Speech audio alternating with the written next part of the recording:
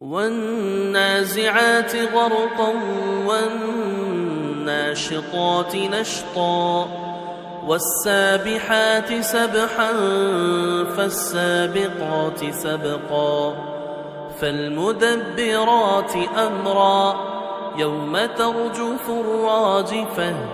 تتبعها الرادفة قلوب يومئذ واجفة أبصارها خاشعة يقولون أئنا لمردودون في الحافرة أئذا كنا عظاما نخرة قالوا تلك إذا كرة خاسرة فإنما هي زجرة واحدة فإذا هم بالساهرة هل أتاك حديث موسى إذ ناداه ربه بالوادي المقدس طوى اذهب إلى فرعون إنه طغى فقل هل لك إلى أن تزكى وأهديك إلى ربك فتخشى فأراه الآية الكبرى فكذب وعصى ثم أدبر يسعى فحشر فنادى فقال أنا ربكم الأعلى فأخذه الله نكال الآخرة والأولى إن في ذلك لعبرة لمن يخشى أأنتم أشد خلقا أم السماء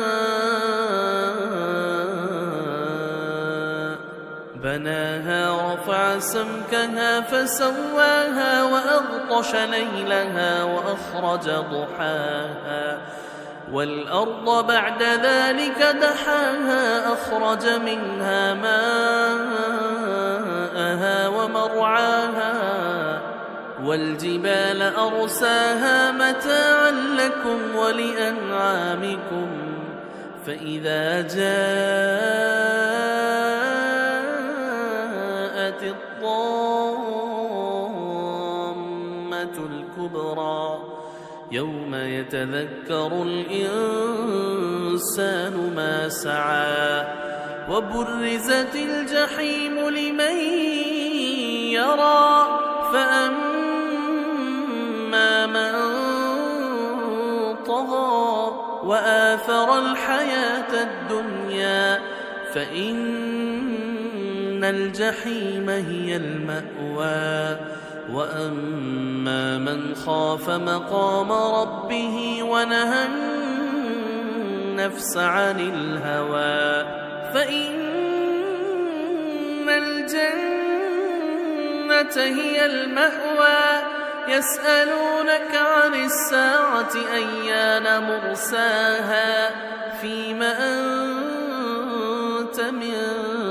ذكراها إلى ربك منتهاها إنما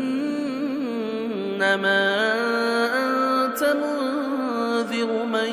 يخشاها كأنهم يوم يرونها لم يلبثوا إلا عشية أو ضحاها.